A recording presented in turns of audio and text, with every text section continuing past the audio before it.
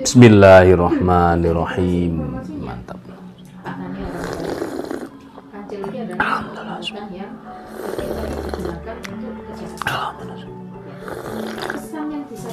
Alhamdulillah.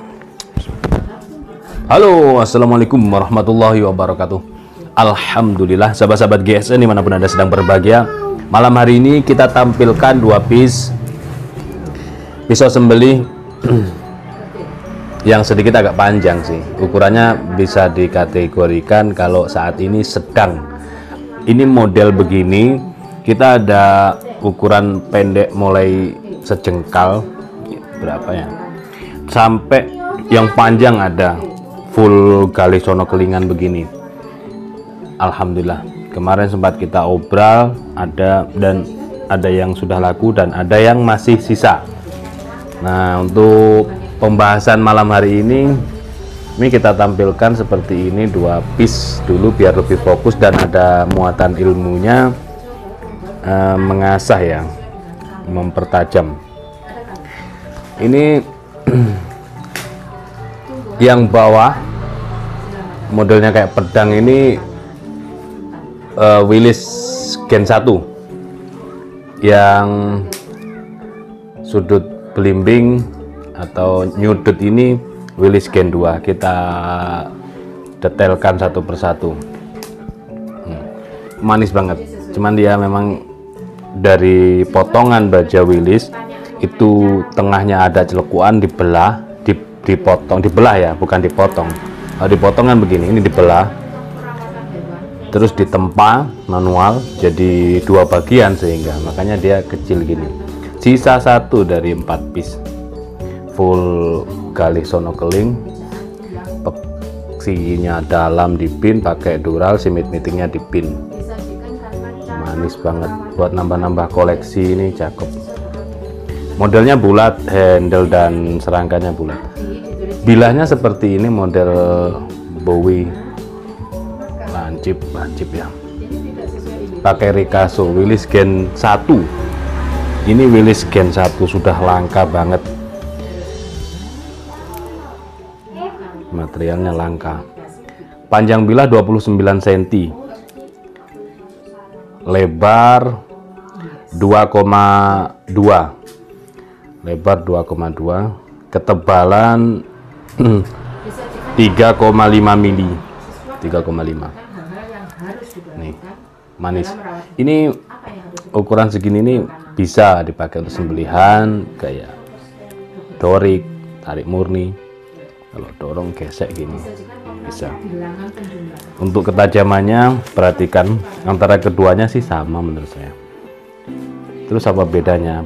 Bedanya ya karena yang baja Willis Gen 1 ini cukup langka keluarannya di era Perang Dunia Kedua, sudah cukup langka. Sedangkan Gen 2 di era 80-an sampai 90-an dipakai Jeep ya.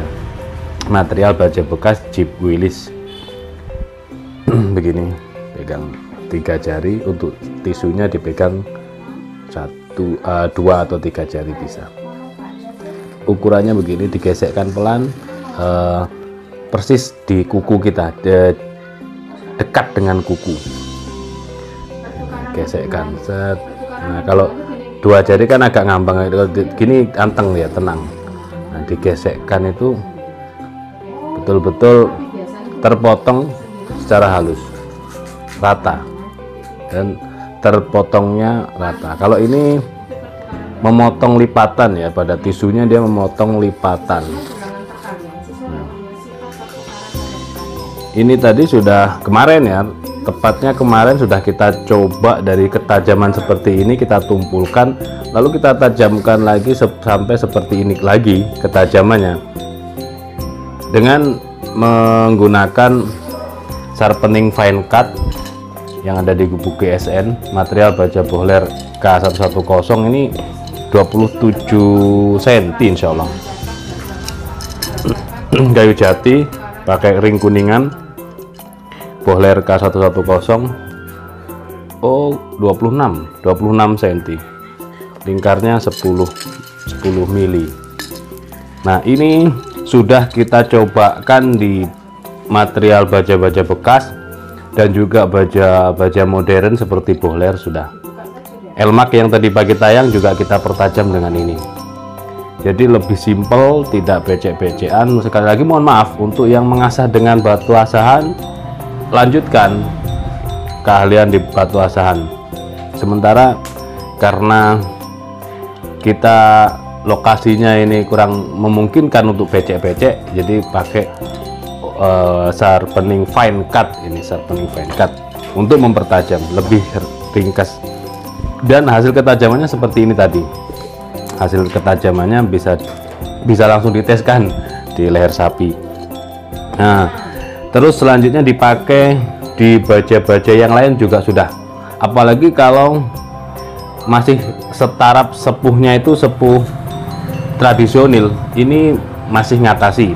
Untuk sepuh pabrik nanti kita akan terus coba berpetualang dengan sharpening fine cut ini, menumpulkan dan menajamkan kembali beberapa material. Ini sudah kita elmak, sudah baja-baja bekas, sudah apalagi bohler modern, baja-baja modern sudah. Untuk yang pabrikan, pisau pabrikan sudah, dari tajam kita tumpulkan, kita tajamkan kembali. Jadi kalau ingin memberikan edukasi kepada siapapun, baik mengasah menggunakan media apapun, sebaiknya dilihat dulu, dicek ketajamannya, tajamnya sampai di mana, selanjutnya ditumpulkan baru ditajamkan kembali. Jadi kalau tidak ditumpulkan, sampaikan ini kita finishing ya, ketajaman ini di slice kertas, praktekkan. Nah seperti ini ketajaman di slice kertas, lalu kita finishing. Nah seperti itu biar masyarakat atau orang-orang yang kita berikan edukasi itu betul-betul paham, tahu. Jadi kalau cuma 5 menit kita memainkan di batu, misalkan batu paling halus, tapi kita tidak menyampaikan ini di tajamnya slice kertas atau slice kresek, nanti kan masyarakat kurang tahu, kurang mengena seperti itu. Oke, ini sudah kita teskan tadi slice tisu ya, slice tisu, lalu kita tumpulkan begini, cukup dipegang 3 jari begini, digesekkan pelan, tidak perlu diberi tekanan. Kalau diberi tekanan nanti malah berat urusannya. Nah cukup digesekkan 3 kali begini, ini sudah tumpul. Nah ini sudah tumpul seperti ini. Nah, di kertas keras ya, di kertas. Nah, anggap saja sudah tidak mempan lah. Ini sudah tidak mempan. Ini seperti ini. Nah, tumpul. Nah, kalau kepingin belajar mengasah dengan batu, kita juga ada batu asahan, kita ready. Untuk pabrikan yang 2 sisi itu kita ready. Kita juga pakai kok grade 1000, 3000, 3000, 8000, terus 1000, 6000 ada. Ini 1000, 6000. Terus yang ini untuk gerabaknya 240, gridnya dan 800. Satu batu 2 sisi, jenis batunya korundum. Sangat-sangat recommended dipakai untuk mengasah. Pemula pun insya Allah bisa mahir mengasahnya. Catatan ketika mau mengasah, direndam dulu di air semalaman, lalu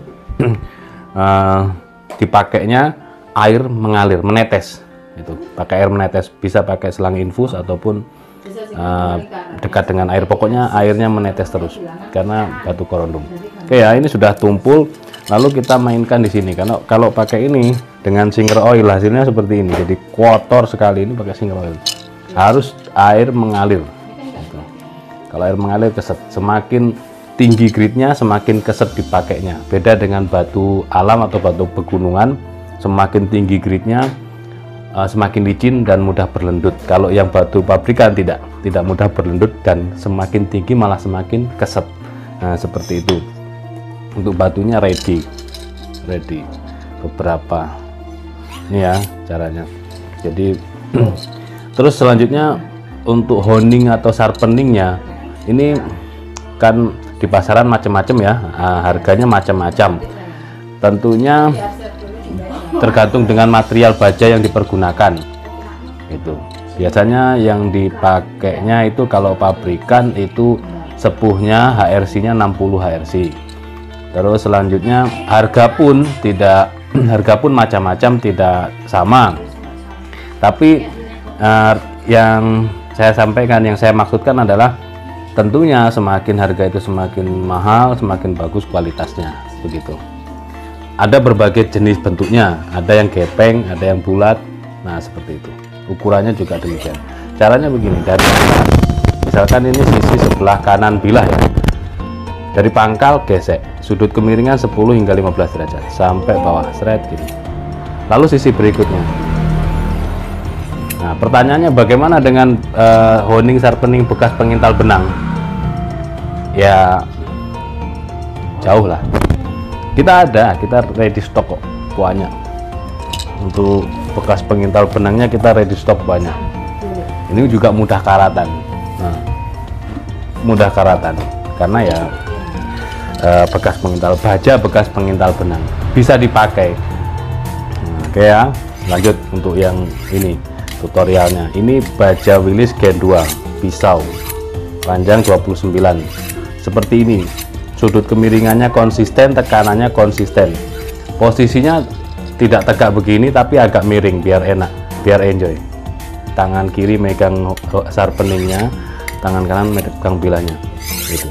Bukan begini, salah kalau begini. Kadang orang pakai begini, salah. Tapi malah justru mata bilah menghadap ke tangan kita. Insya Allah aman karena ini ada stoppernya, ada kayunya gitu loh. Ini lebih aman gini. Insya Allah aman, meskipun jeduk-jeduk tetap terbenturnya di kayu ini. Oke. Apalagi kalau ada duralnya, biasanya meskipun handmade biasanya dikasih dural, itu ya aksesoris yang menguntungkan, selain cakep tapi menguntungkan juga. Nah, ini harus punya. Terus digesekkan begini supaya mata bilah benar-benar flat. Sudut kemiringan nanti juga akan tahu-tahu sendiri ini berapa mintanya, begitu. Selanjutnya kita stropping menggunakan varian kuda yang begini, yang biasanya karena efek digesek tadi sehingga dia rolling ya, bukan microchipping, rolling. Itu biasanya kita pakai yang kasar seperti kulit kuda, kulit sapi yang kasar gitu, gesekkan. Nah, cara menstropingnya adalah dari atas, mata bilah menghadap ke atas, ujung bilahnya seperti ini, lalu gesek ke bawah, seret gini. Sudut kemiringan sama, sudut kemiringannya 10 hingga 15 derajat ini, seret. Terus dari bawah tarik ke atas, sudut kemiringannya sama, tekanannya sama, sudut kemiringan 10 hingga 15 derajat. Dari pangkal tarik ke atas, sebaliknya begitu. Terus gini, diberi tekanan ya, diberi tekanan, seret gini.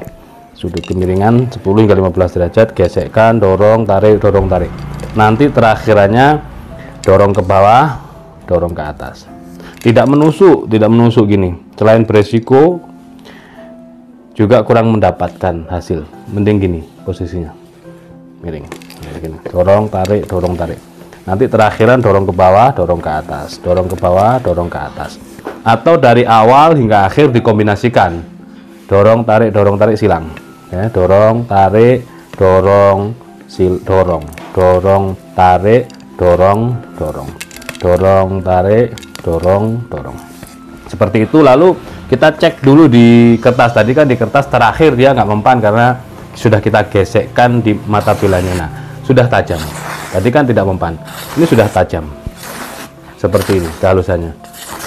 Ini sudah bisa dipakai, dan rata-rata orang umum seperti ini sudah dipakai sembelihan. Ini tajam, padahal masih bisa dinaikkan hingga slice tisu. Ketika bilah kita slice tisu, maka kita menyembelih itu tidak ngoyo.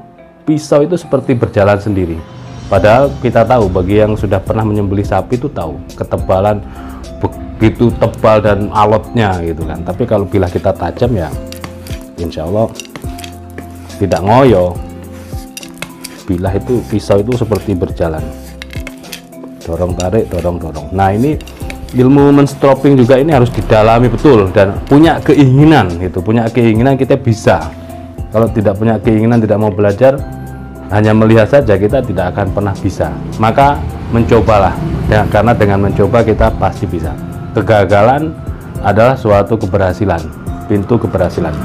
Selanjutnya kita naikkan di kulit sapi yang warna merah, sama posisinya, tekanannya sama seperti ini, dorong tarik gini, sudut kemiringan 10 hingga 15 derajat dari ujung bilah menghadap ke bawah, didorong ke bawah, tarik dari pangkal bilah menuju ujung, sudut kemiringan sama, dorong tarik gitu. Atau dikombinasikan, dorong tarik, dorong, terus kombinasikan begini.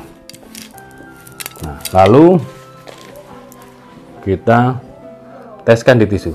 Nah, sudah kembali ketajamannya seperti ini. Jadi cukup simple, cukup singkat waktu kita dan tidak becek-becekan begitu. Nah, ini enak, ini sudah tajamnya, sudah slice tisu untuk Willys Gen 1. Makanya untuk pemula, kebanyakan orang dan umumnya para maker dan seller golok menyampaikan untuk pemula itu menggunakan baja Willys karena mudah sekali perawatannya, diasahnya gampang tajam dan tajamnya awet gitu. Itu yang baja Willys. Ini Willys Gen 1 29 cm seperti ini modelnya. Selanjutnya yang Willys Gen 2 ini tidak kita tumpulkan ya. Kalau kita tumpulkan nanti durasinya lebih panjang, percuma saya ngoceh-ngoceh jika tidak disimak dengan baik, tidak ditonton dari awal hingga akhir, malah percuma gitu ya. Nih, full galih sonokling, peksinya dalam, dipin pakai dural, semit mitingnya juga dipin. Yang ini di sudut. Kalau yang pertama tadi bulat, ini di sudut ya. Nih seperti ini bentuk bilahnya. Tempa manual sepuh air. Material baja Willys Gen 2. Kalau yang tadi Gen 1, yang ini Gen 2. Bedanya apa ya? Bedanya ya beda tahun produksi gitu. Beda di tahun produksi. Yang ini masuk kategori 28 cm. Lebih tepatnya 27,8. Terlebarnya 2,7 cm. Ketebalan 3 mili menipis, tebal 3 mili menipis. Ini hasil sayatannya Willys Gen 1 yang bawah. Sekarang kita teskan. Kalau yang Willys Gen 1 pakai Ricasso, ini tanpa Ricasso. Di bawah logo tanpa Ricasso. Kita teskan langsung. Seret, tuh halus, sama halusnya. Ini. Tuh. Sama halusnya.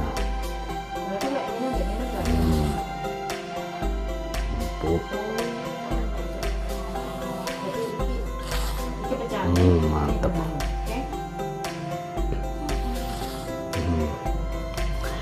Terus inti daripada apa yang saya sampaikan adalah mengasah menggunakan media apapun, baik itu kertas gosok, gerinda, BG ataupun honing sharpening, tetap ya finishingnya menggunakan stroping.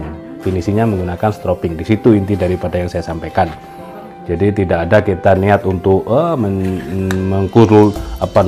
mengunggulkan suatu benda terus menjatuhkan yang lain, tidak ada niat kami, karena kami juga menjual honing sharpening yang biasa, honing sharpening yang premium, batu asahan, stroping dan lain sebagainya kita menjual. Jadi intinya kita memberikan edukasi, tutorial cara mengasah supaya sahabat-sahabat GSN ini bisa lebih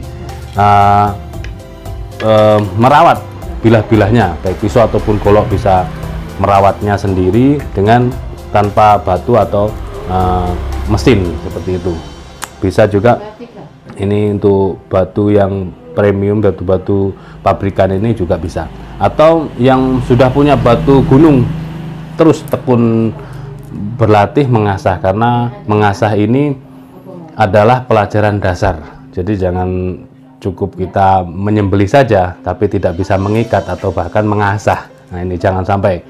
Kita sebagai eksekutor harus betul-betul hobi dengan bilah, hobi mengasah. Karena kalau kita sudah bisa mengasah ya, dari mulai tumpul bisa ditajamkan, itu mengasah itu menjadi hobi, jadi seneng. Bahkan pisau dapur, pisau tetangganya pengen dicobain, diasah gitu. Yang tumpul-tumpul, yang karatan, kepengen sini bawa sini, menjadi kelinci percobaannya. Nah seperti itu, kalau sudah bisa, maka akan menjadi hobi. Nah mudah-mudahan sahabat-sahabat GSN ini tidak hanya bisa menyembelih, tapi juga bisa merawat bilahnya dan hobi dalam mengasah. Demikian, bila mana ada salah-salah kata mohon dimaafkan. Mudah-mudahan apa yang saya sampaikan dapat bermanfaat. Akhiran wa minkum, assalamualaikum warahmatullahi wabarakatuh.